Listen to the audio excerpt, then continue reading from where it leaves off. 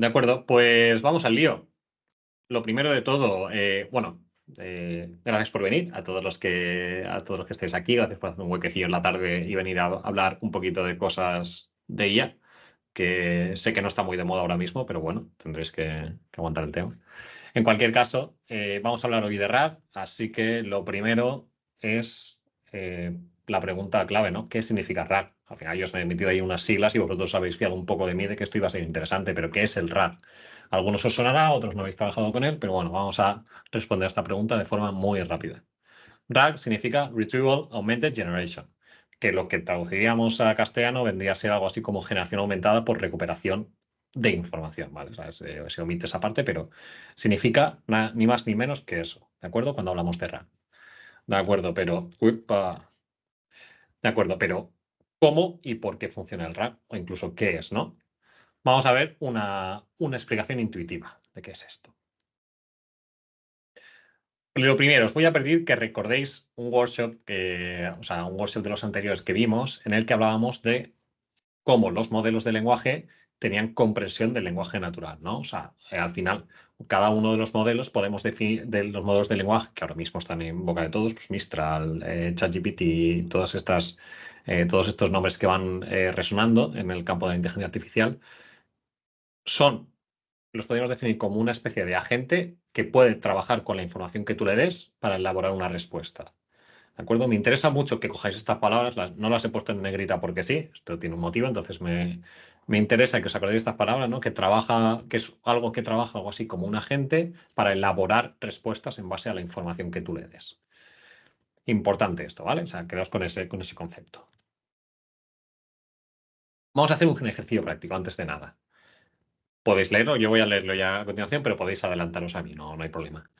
Lo primero, tenéis que conseguir que ChatGPT consiga responder correctamente a la siguiente pregunta. ¿Cuál fue el último día para el envío de la encuesta del programa de salud cerebral y talento cognitivo de Diverge? ¿Vale? Esto os abrís ahora en una ventanita paralela a mí, no me quitéis del todo, y le intentáis que a esa pregunta exactamente copy-paste, o sea, podéis copiarla y pegarla o escribirla vosotros mismos tal cual. Quiero que consigáis que responda correctamente. ¿Cómo lo haríais? ¿Vale? Ya, piensa cómo resolverlo paso a paso, sigue estos pasos y haz la pregunta a ChatGPT para cada respuesta correcta. Si alguno no tenéis acceso ahora mismo a ChatGPT o lo que sea, no os preocupéis, vamos a ver la respuesta a continuación, pero es para que podáis vosotros mismos ver el cómo lo haríais, ¿no? Dejo 30 segundillos porque no debería ser demasiado complicado, pero os dejo ahí un poquito para que le deis una pensada.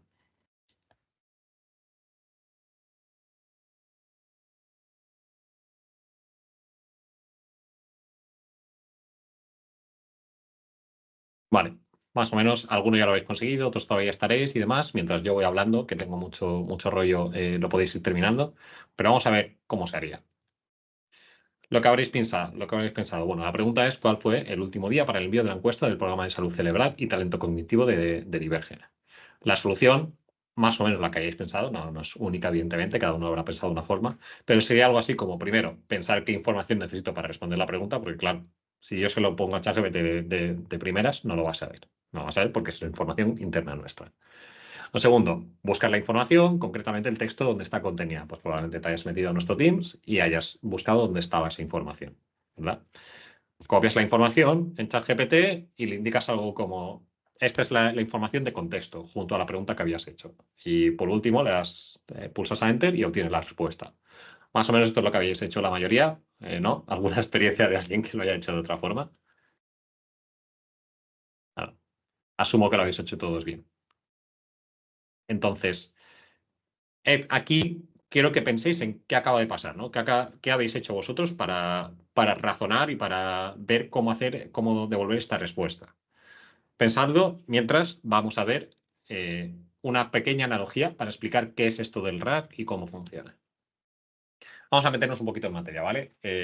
Disclaimer grande: no toméis esto como algo exacto. No quiero que nadie vaya diciendo por ahí que el cerebro humano funciona así, porque, bueno, es una teoría y es una analogía buena de verlo, pero no es exacto, ¿vale? O sea, esto es un poco conveniente.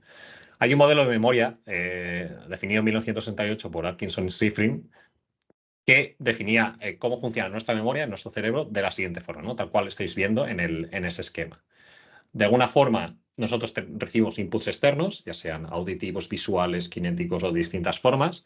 Esto pasa a una memoria sensorial. Sobre esta memoria sensorial prestamos atención a ciertas cosas que pasan a nuestra memoria de trabajo, ¿vale? Que es, la memoria de trabajo se llama así porque es donde desarrollamos o elaboramos nuestros pensamientos, es donde activamente y conscientemente estamos pensando nuestras cosas, por así decirlo, nuestra calculadora, ¿no? De alguna forma.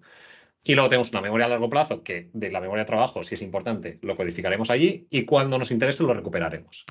En base a esto, en la memoria de trabajo, pues podemos recuperar con base a lo que estamos viendo y demás, y conectamos cosas, pensamos y elaboramos respuestas, ¿de acuerdo? Entonces, ¿a qué nos recuerda esto en el proceso que acabamos de hacer cuando os he hecho esa pregunta, no? Había cosas que ha sido estímulo externo, o sea, directamente habéis mirado la pantalla, estáis escuchando lo que yo decía y os he lanzado la pregunta. Esa pregunta ha pasado a vuestra memoria de trabajo, habéis pensado en ella, habéis tenido que razonar y decir, de dónde estaba esa información. Los que os hayáis acordado de haber dicho, es verdad, Cristina envió un mensaje sobre esto hace nada y estaría en Teams seguramente. Habéis ido para allí, o sea, esta información la habéis recuperado, habéis comprobado una vez más un input externo, que es la información que estaba en Teams, y con todo eso habéis elaborado la respuesta. Bien, pues el modelo de memoria de RAG viene a ser algo bastante parecido a esto. Digo bastante parecido porque no es exacto, ¿no? Y no podemos trazar un paralelismo total, pero nos ayuda muchísimo a entender cómo se está haciendo, ¿de acuerdo? Pensemos en lo que acabamos de hacer, pero desde el punto de vista, en lugar de nosotros, de ChatGPT, que lo hemos hecho al mismo tiempo, ¿de acuerdo?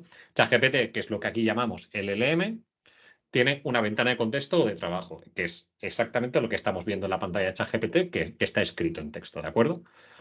A ChatGPT le hemos enviado un prompt inicial, que era la pregunta. ¿En qué fecha terminaba esto?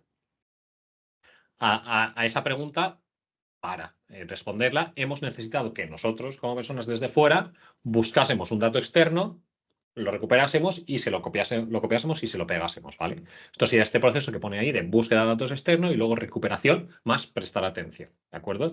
Y en base a todo eso, le dais a Enter, hace el pensamiento, elabora la respuesta y nos da la respuesta, ¿de acuerdo? ¿Por qué me interesa que tengáis esta intuición? Porque, aunque no sea exacto el modelo de memoria de Atkinson de cómo funciona la memoria humana, es una aproximación bastante buena y que se utiliza mucho para introducciones, sobre todo, a cómo funciona la memoria. Y el RAG, no aleatoriamente, está inspirado en el campo del information retrieval, la recuperación de información, está inspirado en cierta forma en estos conceptos de memoria, en estos modelos de memoria. Entonces, resulta muy intuitivo y muy positivo pensarlo de esta forma porque siempre podéis trazar un paralelismo de cómo lo haría yo y cómo lo implementaría para un LLM, ¿de acuerdo? Esta regla, que podéis llamarla mnemotécnica o truquito o como queréis llamarlo, suele funcionar. Suele funcionar y suele dar buenos resultados a la hora de pensar cómo articularlo. Genial. Esto es la primera intuición que quiero que tengáis. Y disclaimer en grande, ¿eh? O sea, no vayáis con este modelo de memoria de atención diciendo que el cerebro humano funciona así, porque no es exactamente así. Hay muchos matices. Pero quiero que os sirva para esto.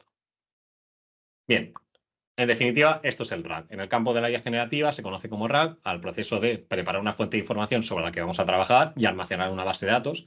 Imaginad que cogemos todo nuestro Teams, todos los comentarios que hemos hecho y los agitamos así y los metemos en una base de datos. Un usuario del sistema, de un LLM, por ejemplo ChatGPT, que estuviese conectado a esto, plantea una pregunta o solicitud. Luego buscamos el contenido más similar a esa pregunta. Por ejemplo, en este caso, en la pregunta que hemos hecho, el contenido más similar sería justo el mensaje que nos puso Cristina. Recuperamos esa información, se la proporcionamos al sistema, al LLM, y el LLM elabora una respuesta aumentada con la información recuperada, ¿de acuerdo? Entonces, conectamos un poquito todo. Retrieval Augmented Generation. Retrieval Augmented Generation. ¿Por qué? Porque Retrieval de recuperar información, Augmented de que le aumentamos el contexto o la información que tiene el modelo y Generation, pues porque son modelos generativos, ¿de acuerdo? Entonces todo gira en torno a estas palabras. No son energías aleatorias y ayudan mucho para entender y trazar paralelismos entre todo lo que estamos hablando. Genial. Vamos para adelante. Vale, entonces el punto aquí hay un truco, ¿no? Yo he puesto muy fácil el punto 3 de hay que buscar el contenido más similar a la pregunta del usuario. Nosotros lo hemos hecho de forma intuitiva porque pues, tenemos esa capacidad como humanos de, vale, esto se parece a esto, me ha recordado exactamente a esto que escribió tal persona, lo busco y lo cojo. Pero si tuviésemos esto que hacerlo de una forma automática, que no tenga que estar supervisado por ningún humano, ¿cómo lo haríamos? Porque el concepto de similaridad, así a priori, intuyo que la mayoría de las personas no sabrían cómo calcularlo, cómo trazarlo de una forma matemática, ¿verdad? Pues vamos a adentrarnos un poco en ello. Vamos a hablar de similaridad semántica. Primero, ¿qué significa esto? Similaridad, estamos hablando de cuán parecidos o cercanos son dos elementos entre sí. Y he usado la palabra elementos a propósito. O sea, dos cosas totalmente random. En este caso estaremos hablando sobre todo de textos. Es decir, un texto y otro texto. Pero podríamos estar hablando de fotos, de películas, de canciones o de cualquier cosa. El concepto similar quiero que lo entendáis como una métrica que indica en un número cómo se parecen una cosa con la otra. Y en cuanto a semántica, lo que quiero hablar es que similaridades se pueden definir de varias formas y cuando hablo de similaridad semántica lo que quiero decir es el significado o el contenido de esos elementos. Es decir, en texto lo que queremos hablar no es que se parezcan las palabras, porque si se parecían las palabras, en el momento en el que pones varios artículos o varios is, el, no sé cuántos, dos textos se parecerían, lo que queremos es ir al contenido, ¿no? Similaridad semántica porque queremos ver la idea, el concepto o la información de fondo que está en ese texto que estamos leyendo. Genial. Definido esto, vamos a ver un ejemplo de cómo calcularíamos la similaridad de forma matemática. Vale. Vamos a hacerlo. El ejemplo es muy sencillo. Podéis ir siguiéndolo conmigo. Están en las siguientes diapositivas los cálculos hechos. Yo voy a ir siguiéndolo relativamente rápido. Cualquier pequeña duda, por poca que parezca o por tonta que parezca, me la comentáis, que es importante resolverlo en este punto, ¿vale? O sea, interrumpidme, levantad la manita y yo os miro y os doy paso. Genial. Ejemplo rápido. Tenemos ahí en la derecha, como veis, tres listas de la compra. La nuestra propia, la de Baristo y la de Maite. Nombres totalmente al azar. En este caso, no hace falta que os diga cuántos numeritos, pero bueno, ya veis que las listas se componen básicamente de tres elementos, manzanas, plátanos, lechugas, y es lo que se van a comprar. Entonces, la pregunta que hacemos es, ¿cuál de la lista de estos amigos es más parecida a la nuestra? Es decir, de nuestra lista de ahí, ¿cuál diríais de esas dos que es la más parecida? Pensadlo, ir pensando internamente. Después, la segunda pregunta sería, vale, podemos decirlo de forma intuitiva, pero ¿qué número o qué cálculo podríamos hacer para representar cómo de parecidas son esas? Imaginad, no voy a desvelar la respuesta, pero imaginad que decís que la de Maite es la más parecida a la nuestra. ¿Qué número podríais calcular para que el número de Maite fuese mayor que el de Baristo? No parece que es más parecida. Pues bueno, vamos a ver un poquito para adelante cómo podríamos hacer esto. Solución 1. El concepto de distancia.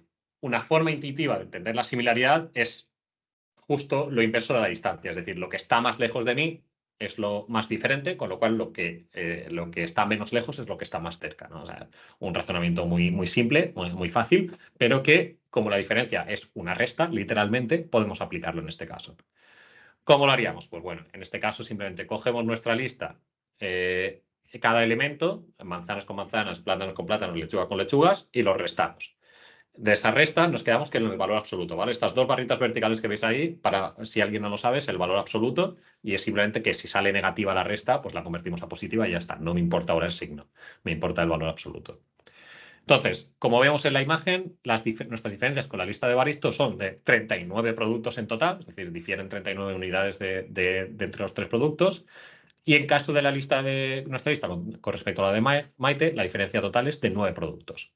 Resultado, nuestra lista es mucho más parecida a la de Maite que a la de Baristo, ¿no? O sea, en este caso, la menor diferencia, un 9, es mucho menor que 39. Entonces, por aquí ya veríamos este caso bastante resuelto, ¿no? Es como la intuición nos puede decir esto, no sé si es lo que habíais pensado, pero matemáticamente hemos sacado el resultado. Pero igual alguno os ha saltado la liebre de decir, vale, yo no lo había pensado de esta forma, Hitor, yo lo había pensado de otra forma. Bueno, probablemente tenéis razón, porque hay otra forma, y es, si en vez de... Uy, Álvaro. Sí, solo por interrumpirte, que sabes que me encanta. Si fuesen números negativos, es decir, bueno, claro, es que en este caso es la lista de compra, pero como hablamos de matemáticas, ¿no? ¿Los números negativos influyen aquí o son, joder, pues ya no me acuerdo En el un módulo, vaya. abstracto, o sea, Sí, en un concepto en el que hubiesen números negativos, simplemente harías la operación, porque al final, imagínate que en vez de 24 manzanas, Evaristo tuviese menos 5 manzanas, ¿vale? Evaristo Ajá, es muy especial. De 5 a menos 5 van 10. Hacemos el valor absoluto y da 10. O sea, ajá, sería esa la forma de calcularlo, ¿vale? vale. Al final nos interesa la distancia total, ¿no? En este Ujú, caso, el concepto de número negativo, pues bueno, lo interpretamos, pero entre 5 y menos 5 hay 10 espacios, ¿no?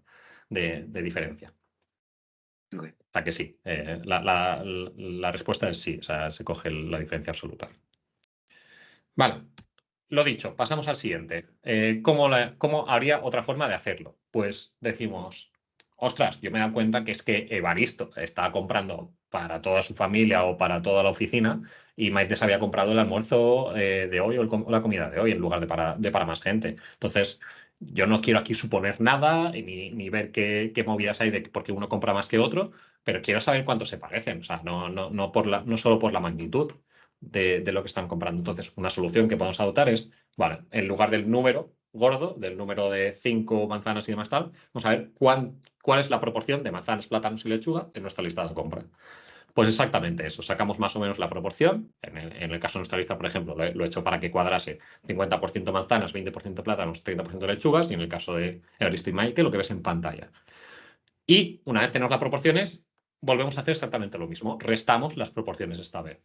¿Qué pasa? Pues que resulta que en realidad nuestra lista, en proporción, es mucho más similar a la de Evaristo que a la de Maite. ¿Vale? O sea, la diferencia en este caso es bastante grande. ¿Ves que en la diferencia no he puesto porcentaje porque son puntos porcentuales de diferencia? ¿Vale? Es un concepto que no quiero liar aquí ahora, pero vamos, como lo que nos importa aquí hemos normalizado cada lista en ese porcentaje y se pueden comparar de tú a tú, sin problemas, ese número global es el que vale. El más bajito será la diferencia menor. Vale, entonces aquí lo que ha pasado es que, hablando en concepto matemático, mientras que antes nos habíamos fijado en la magnitud, es decir, la magnitud era más diferente la de Evaristo que la de Maite, pero en proporción, en lo que solemos llamar en matemáticas dirección, ¿vale? La dirección de nuestro elemento, es más parecida a la lista de Evaristo que la de Maite. Esto es con lo que os tenéis que quedar.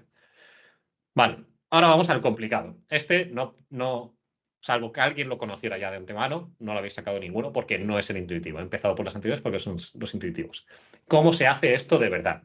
Porque hasta ahora lo que hemos hecho es sacar la distancia y la menor distancia era la que era más parecida. Pero nosotros queremos un número que nos dé directamente el más parecido, ¿no? El mayor es el más parecido. ¿Cómo se hace esto matemáticamente? Bueno, podéis pensarlo un poco como lo que acabamos de hacer, es decir, si cogemos los dos números y hacemos la normalización para que sea la proporción de cada lista de la compra, una forma de hacerlo es, en lugar de restar, si multiplicamos esos elementos, cuanto mayor sea la multiplicación, mayor nos va a dar el número. Y claro, si los dos son muy altos, significa que ese número se parece. Y lo mismo por abajo, ¿verdad? Entonces, de esta forma, razonándolo así, la multiplicación nos va a dar esta misma operación, este mismo número que queremos. Entonces, antes de meternos en materia, que aquí he metido ecuaciones y gráficos, ¿vale? Omitidlo un segundo, todavía no miréis eso. Mirad solo lo de nuestra lista versus Evaristo y versus Maite. En este caso, estamos haciendo exactamente lo mismo que hemos hecho antes, pero en vez de una resta hemos sustituido por una multiplicación, tal cual. ¿Qué nos encontramos? Una vez más, que igual que antes, la lista de Evaristo es más parecida a la nuestra. Esta operación se va a fijar, como hemos dicho antes, en la dirección, ¿de acuerdo? O sea, se está fijando en la dirección. Ahora entro en el disclaimer. Realmente esto no es exactamente así, ¿vale? He querido simplificarlo un poco para que lo veáis. Aquí la similaridad nos ha dado ese número que era mayor que el de Evaristo, que el de Maite. Es verdad que es una multiplicación, pero lo que estamos haciendo es coger esa lista de la compra, ¿vale? Que son 3 elementos. Esos 3 elementos, si los ponemos en formato matemático, los llamaríamos vectores, que serían el vector A, el vector B, por ejemplo, en este caso. Poned que la A es la nuestra y la B la de Evaristo. Entonces sería multiplicar uno con el otro, tal cual, y dividirlo por cada uno de ellos, pero por su módulo, que es aproximadamente, no exactamente, ¿vale? No quiero meterme en esto porque no quiero liarme, lo que hemos sacado de las proporciones para dividirlo antes, ¿de acuerdo? Lo dicho, no quiero meterme en la operación matemática ahora, no es el objetivo que entendáis exactamente el número que se está multiplicando ahí, pero sí que entendáis cómo ha sido el proceso, ¿no? Que la clave es de esta forma de coger la magnitud, dividirlo por una forma para normalizarlo y que nos exprese la dirección y multiplicar esos elementos, que es la operación que nos da la similaridad. Eso es con lo que quiero que os quedéis. Para los más cafeteros aquí o para los que más os guste, esto matemáticamente se llama la similaridad por coseno, ¿vale? La similaridad de coseno. ¿Por qué? Porque es una propiedad matemática que la multiplicación de vectores partido por sus módulos, por la multiplicación de sus módulos, equivale al coseno del ángulo entre los dos vectores. Entonces, si las listas fuesen representadas por estos vectores en rojo, X e Y, el ángulo que hay en medio es el resultado que nos va a dar. Y como el coseno del ángulo, si son 90 grados, es 0, si son casi 180 grados es -1, y si es muy pequeñito es 1, de -1 a 1 nos va a dar de forma natural esta operación la similaridad entre -1 y 1, siendo 1 que son los mismos y -1 que son totalmente opuestos, ¿vale? Lo dicho, esto es para los más cafeteros. Si en algún momento tenéis curiosidad o al fondo o al final del workshop queréis preguntar algo más concreto a nivel matemático, me preguntáis. Pero esto ya es detalle. No hace falta entender a fondo esa parte para entender la operación de similaridad que estamos haciendo. Genial. Vamos adelante. Vamos a analizar ahora qué piezas componen a un rack. Ahora que hemos visto el concepto de similaridad, vamos a ver qué más piezas necesitamos para componer ese proceso que hemos dicho antes. Lo primero, como hemos hablado en workshops anteriores, una cosa que tenemos que hacer es para traducir el texto a números, porque como habéis visto, las operaciones matemáticas necesitan números, lo que tenemos son un tokenizer. Hacemos una tokenización de las palabras. Esto no es más que coger el texto y a cada palabra o a cada trozo de palabra le corresponde un numerito.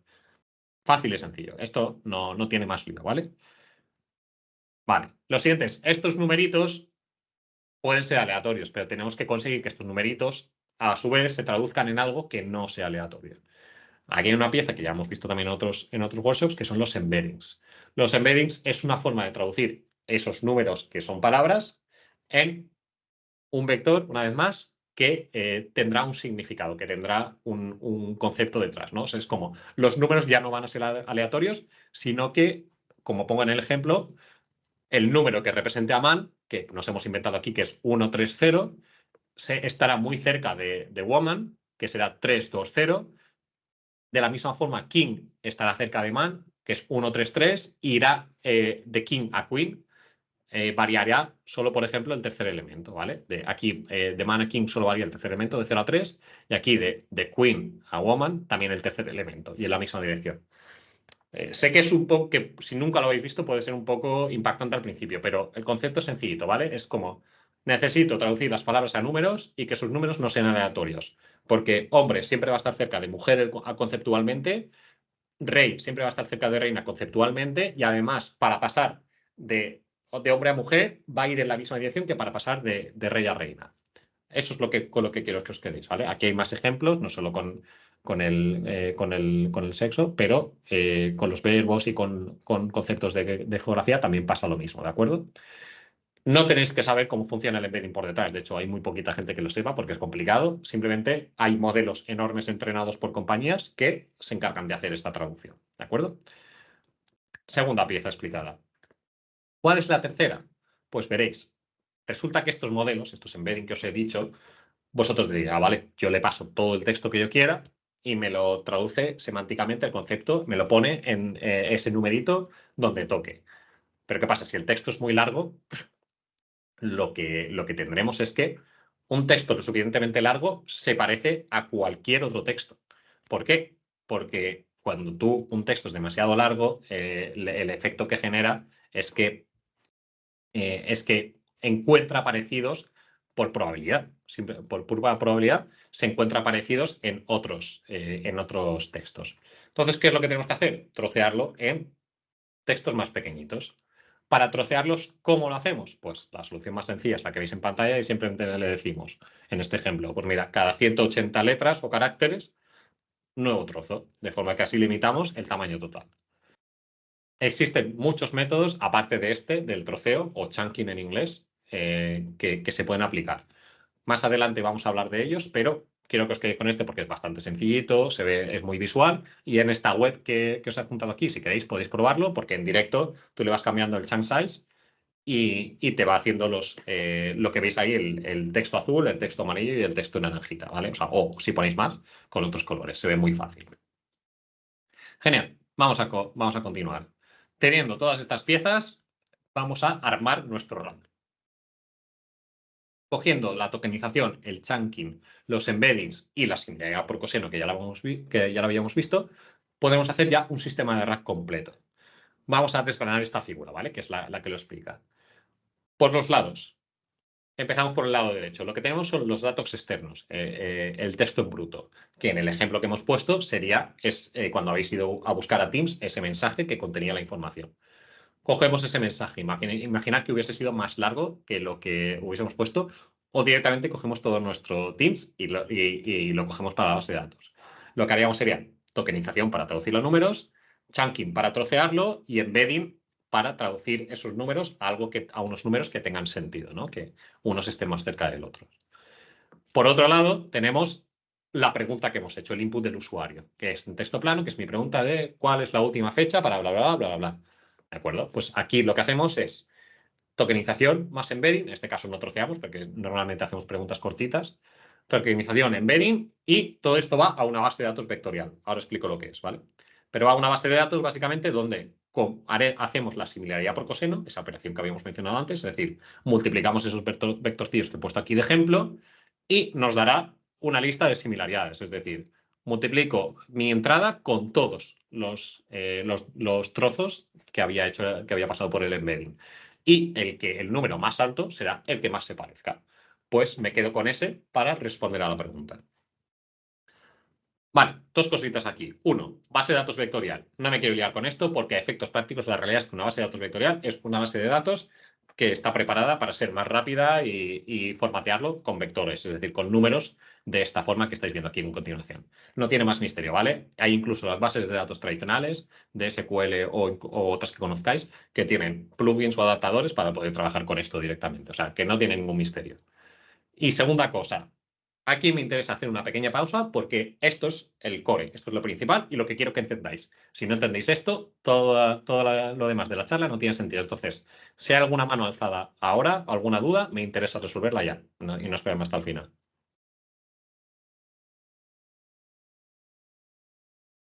Genial, esto es lo mejor que me puede pasar, ¿no? Porque o nadie se ha enterado o todo el mundo se ha enterado y yo elijo creer. Entonces, vamos a creer que todos os habéis enterado. Perfecto. Entonces, entendido cómo funciona el RAP, cuál es el objetivo y cómo se estructura, ¿no? Cuáles son sus piezas, vamos a ver algunos problemas que tiene. Algunos ya os lo había adelantado. Entonces, problemas de un RAP. Primero, lo que os he dicho, todos los textos largos son similares. Vamos a poner un ejemplo muy sencillo. Imaginad que en lugar de trocear, dijese, mira, voy a meter argumentos de películas, toda la trama de una película entera a un embedding. Pero claro, si el embedding no es muy grande, es pequeñín y tiene que condensar o comprimir esa información, como si tuvieses que hacer un resumen, ¿qué pasa? Pues el ejemplo que os pongo en pantalla, si lo reduces lo suficiente, son exactamente iguales, porque el canon de muchísimas películas de superhéroes es exactamente el mismo. En este caso es tal cual. La sucesión de estas dos películas es paso a paso la misma. Hay muchas sutilezas. Basta que uno es un extraterrestre que aterriza en la Tierra y el otro es un adolescente que le ha picado una araña. Entonces son cosas bastante distintas, pero si esos detalles no los captas porque has intentado comprimirlos demasiado, te va a pasar el problema que veníamos a decir, ¿no? Que podría confundir uno con el otro. Y cuando vayamos a buscar información, si las dos cosas están en la misma base de datos y se ha comprimido lo suficiente, el sistema RAG no va a saber distinguir entre las sutilezas de uno y de otro. No va a saber distinguir que Spider-Man es un hombre araña y que Superman es alguien de un planeta de fuera con superpoderes. Primera cosa a entender. Este es el efecto por el que todos los textos largos, en cierto punto de compresión, son iguales. ¿Vale? Esto es un caso concreto, pero es muy generalizable. Lo mismo pasa, o sea, podéis pensar el ejemplo de las canciones. Hay canciones que si las reduces a sus elementos básicos, todas son exactamente las mismas, ¿no? No hay tantas notas musicales. Hay variaciones de demás tal, pero si no te fijas en los detalles, te vas perdiendo las diferencias. Siguiente problema. ¿Por dónde troceo? Antes lo hemos dicho muy felizmente, ¿no? Pues 180 caracteres. ¿Y por qué 180? Imaginaos los problemas, ¿no? Vamos a poner los casos que ponga ahí. En base al texto, imaginaos que queremos hacer un resumen del workshop llamado Modelos de lenguaje de gran escala. Pues resulta que el resumen está un poco en el trozo naranja de aquí. pero si busco modelos de lenguaje de gran escala, esa palabra solo aparece en el trozo azul. Pero claro, si me cojo solo el trozo azul y no tengo luego el resumen, no puedo responder a la pregunta. Necesitaría los dos, o que uno me enlazase al otro, o algo así. Entonces, no es trivial. No es trivial cómo trocear, qué espacio coger, porque si te pasas de largo, caemos en el problema anterior, y si te pasas de corto, pasa lo que pasa aquí, que no puedes responder a las preguntas. Entonces, ahora mismo no os voy a dar una solución a esto, sino que es una cuestión a tener en cuenta cuando se diseña un sistema de RAG. ¿Vale? Tenemos que pensar en cómo se trocea. Hay muchas estrategias. Aquí menciono 4 porque hemos visto en pantalla la de trocear simplemente por caracteres. Podíamos, por ejemplo, trocear por saltos de línea, es decir, cuando alguien haya metido un intro en el documento, otro trozo. Por ejemplo, podríamos basarnos en el índice del documento. Imaginaos que es una legislación o un documento que tiene apartados y demás. Entonces, de forma natural, podríamos trocearlo por los distintos apartados del índice. Incluso tendría sentido, ¿no? Porque los índices hacen que cada parte vaya sobre un tema en concreto. O imaginaos que lo que queréis trocear no es un documento de texto narrativo o un ensayo, sino que es un Excel o un CSV. Pues podríais partir directamente por cada fila, ¿no? Sería una forma de partirlo. He puesto 4 ejemplos, pero seguro que a vosotros ahora mismo se os están ocurriendo cientos en función del documento en el que estéis pensando, ¿de acuerdo? Aquí hay muchos. Entonces, esto es algo a tener en cuenta. Luego, ¿cuántos trozos necesito para responder a la pregunta? Volvemos a lo de antes. Igual no puedo hacerlo mucho más grande, pero lo que puedo hacer es responder con más trozos. Es decir, si igual busco el tema, la pregunta que hemos hecho antes de modelo de lenguaje de gran escala, con el azul, con el trozo azul no respondo solo, pero con el trozo azul más el naranja sí que respondo. Entonces, si le digo al modelo, vale, en vez de quedarte solo con el más parecido, quédate con los dos más parecidos. Ahí ya funcionaría. Este en realidad es un parámetro muy propio, se suele llamar top K, ¿vale? Top K, porque se refiere a K trozos, que son los top K, los K trozos más parecidos a la pregunta que hemos hecho. Esto se suele hacer mucho, por lo general se cogen 5 o 10 los más parecidos, porque más o menos con eso suele funcionar bien, pero es algo que nosotros como creadores de estos sistemas o como desarrolladores tenemos que decidir. No hay una cifra correcta para todos los casos, es algo que tenemos que decidir. Y muchas veces ni siquiera tenemos pistas de cuál es el K correcto. Es a prueba y error, muchas veces. Genial. Entonces, dicho esto y explicado los problemas, lo que vamos a pensar ahora es cómo diseñar un buen sistema de RAG, ¿vale? O sea, porque al final lo que nos interesa de todo esto, hemos visto qué es, cómo funciona, cuáles son sus problemas, pero vale, y ahora cómo lo hacemos bien, que es la clave. Pues bueno, lo primero es, una vez lo hemos montado entero, poder evaluarlo. Para evaluarlo, normalmente lo que vamos es a la respuesta. Vamos a la respuesta final a ver si es una respuesta buena. Pero esto hay dos formas de hacerlo. La primera, y la más recomendable, si es posible siempre, una respuesta objetiva, que es básicamente tú te preparas un dataset con preguntas y respuestas que esperas. Ejecutas el RAG, o sea, le lanzas la pregunta, ves qué respuesta te ha dado y compruebas si esa respuesta se corresponde con la respuesta que tú consideras correcta, no la que has definido. Aquí un detalle. Como esa respuesta normalmente pasa por un modelo de lenguaje y los modelos de lenguaje sabéis que no siempre responden igual, que no son exactos como escriben y como tal, no palabra por palabra no va a ser igual y no podéis hacer una evaluación uno a uno, ¿no? Tal cual. O no siempre. Algunas veces podréis. Entonces, lo que hacemos normalmente es utilizar otro modelo de lenguaje que mire las dos respuestas, la que tú has definido y la que te ha dado el sistema, y te diga si se parecen lo suficiente, ¿vale? O sea, un sistema más inteligente que sea capaz de decirte si se parecen. Esta sería una forma objetiva de evaluar. Es muy deseable y siempre que se pueda hacer, os hacéis un dataset de este estilo y cada vez que hagáis algún cambio, porque hayáis cambiado el top key, ahora en vez de 5 rescato 10, hayáis cambiado el troceo, habéis decidido que ahora es tanto, habéis metido una nueva fuente de información o lo que sea, habéis cambiado cualquier parte del sistema, ejecutáis otra vez vuestro test, en este caso es como un test, una evaluación, y veis el porcentaje de correctos que os da. Esto sería una forma de hacerlo. Y es en lo que se basa la mayoría de evaluaciones a modelos de lenguaje, sistemas RAG y demás, ¿no? Funcionan más o menos de esta forma. Luego hay una forma que se utiliza muchísimo también y es la subjetiva. Y es que no todos los casos y situaciones permiten hacer este dataset QA. Es un poco optimista pensar que en algunas ocasiones puedes hacer esto. Lo habitual en estos casos es evaluar en base a las sensaciones, a los vibes que te dan esas respuestas, ¿no? Evaluar en base a tu experiencia y cómo está funcionando. Pero aquí, muy importante, porque esto es peligroso, Tener en cuenta estas 3 cosas. La primera, no somos objetivos y tenemos sesgos. Y siempre va a pasar. Da igual quién seas, aunque seas la persona más formada en ese campo. Uno mismo, sobre todo si lo estás creando tú, hay muchos sesgos puestos sobre eso que te va a impedir evaluarlo correctamente en muchas ocasiones. Puedes empezar, puedes hacer muchas cosas a priori, pero cuidado, mucho cuidado con esto, por favor, porque yo he caído 20 veces y todos hemos caído 20 veces en eso. Lo segundo, no somos el usuario final ni pensamos como él. La variedad de personas que van a utilizar nuestra herramienta probablemente es infinita y no podemos preverlo. Entonces, vamos al punto 3, que es mejor confiar en el feedback o evaluación del usuario final antes que en el de uno mismo. ¿Por qué? Pues porque es el usuario final el que te tiene que dar la respuesta de si está funcionando bien o no. Tú puedes hacer unos checks primitivos, ¿no? Al principio de ver si tiene sentido o no y más o menos va encaminado. Pero del más o menos va encaminado al está funcionando bien, no lo puede hacer uno mismo. No tiene sentido. No tiene sentido porque luego va a salir al mundo real, ese producto lo va a utilizar gente totalmente aleatoria de distintas culturas, de distintos contextos, de distintos backgrounds y cada uno se va a ser de su padre y de su madre y va a hacer otra cosa totalmente distinta a la que habías pensado. Pensemos, aquí aplica mucho el principio de UX, de usabilidad. Hay usuarios a patadas y cada uno distinto, ¿vale? Mucho cuidado con esto en cuanto a las evaluaciones. Vale, esto en cuanto a diseñar bien un RAG.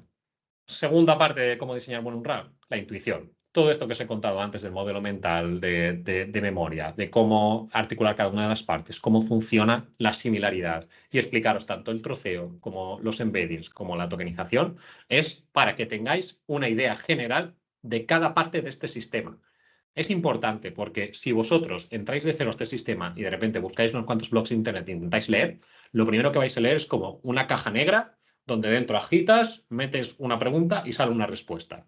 Y no sabes bien por qué, qué es lo que ha estado pasando en medio. Al entender estas pequeñas partes, que ya habéis visto que no son muy complicadas cada una, luego podéis ir a más profundidad, pero estas son las partes, no hay nada que yo haya escondido. Esto es lo que está pasando. Si entendéis cada una de estas cosas, podéis entender por qué está fallando. Por ejemplo, vamos a la respuesta y no me da la respuesta que yo esperaba. ¿Por qué? Quizás es que tu top key has puesto para que rescate solo las 5 más similares y la respuesta correcta estaba en la sexta. Entonces, no es que esté fallando mi modelo, ni mi pregunta, ni que en los datos no esté, es que estaba justo el sexto. Entonces, si tú no sabes de la existencia de este top key, es imposible que entiendas por qué está fallando. Y así, con muchos efectos que os pueda pensar. La intuición funciona muy bien a la hora de diseñar y de resolver problemas y de debuguear sistemas RAG. Funciona muy bien porque, como he dicho, hay ciertas similitudes entre el sistema de memoria de nuestro cerebro y el sistema de memoria de RAG. Ciertas, entre comillas siempre, por favor. Entonces, tirad de intuición mucho aquí y tened siempre esto que veis en pantalla, tened siempre en mente y os ayudará muchísimo a entender lo que está pasando por detrás y los posibles fallos que tenga. Genial. Ahora, lo que vamos a hacer para terminar simplemente es ver un poquito de qué se está haciendo con esto, qué está construyendo la gente y cómo se está yendo un paso más adelante en base a esto que os he contado, ¿vale? Porque lo que os he contado es la base, que es el RAG y cómo se empezó a hacer, pero la gente en este último año ha construido cosas bastante avanzadas y quiero daros pues, un vistazo de algunas de ellas. La primera, el Semantic Router. ¿Vale? Traducido, un router, o sea, un enrutador semántico. ¿Qué puede decir? Pues básicamente es un sistema tipo RAG que lo que hace es buscar similaridad de tu entrada, o sea, de la entrada del usuario, la pregunta, con una serie de herramientas, ahora definimos herramientas, que tengan una descripción, ¿vale? En este caso, en el de la imagen, vemos como hay una herramienta que es la de vuelos. Pues imaginad que tenemos una herramienta de búsqueda de vuelos. Otra de destinación, o herramienta de búsqueda de destinaciones, y lo escribes así. Y las otras, que bueno, no quiero inventarme ejemplos ahora porque es un poco ambiguo, pero entendéis la idea. Entonces, si yo escribo y mi pregunta es, quiero buscar un vuelo de Madrid a Galicia, lo que va a hacer el Semantic Router es buscar de estas herramientas cuál es la más parecida a lo que queríamos. Va a buscar la más parecida, me da a volver la respuesta y seguimos en el flujo.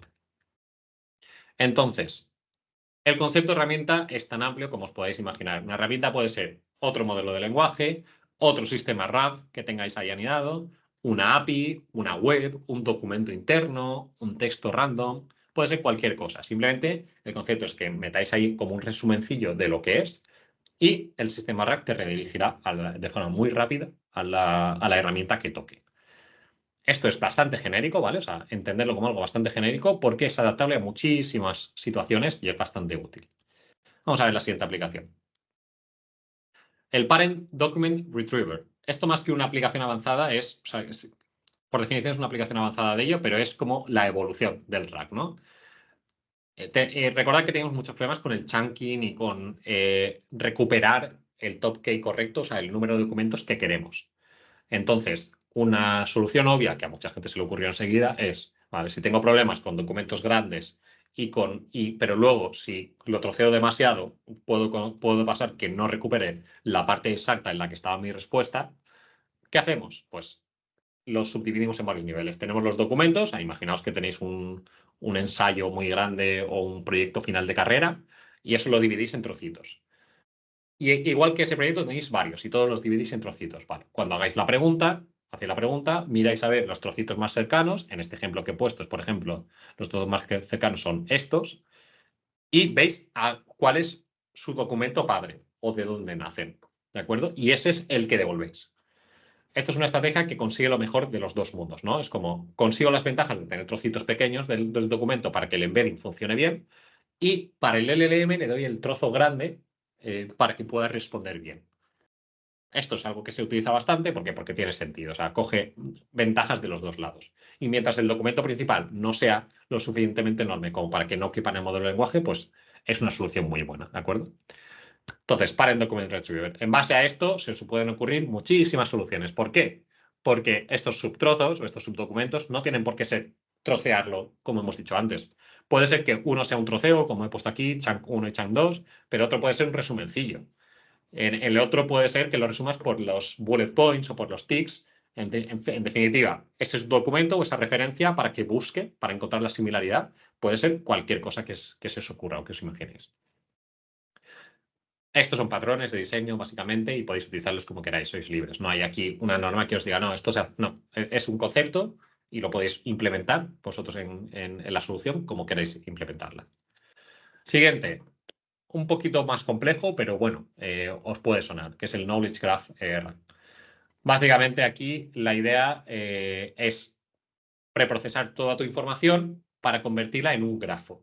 ¿Qué es un grafo? Básicamente, en lugar de trocear el documento en partes aleatorias, cada trozo está relacionado con otro. En este caso de la imagen, básicamente están troceando una genealogía, ¿no? Pues Elizabeth la primera fue la sucesora de Enrique VIII, hija de Enrique VIII, que está relacionado con María I, Mary Grey y demás. No voy a ponerme a mencionar todo, pero vamos, en la genealogía se ve como los vínculos son muy directos, ¿no?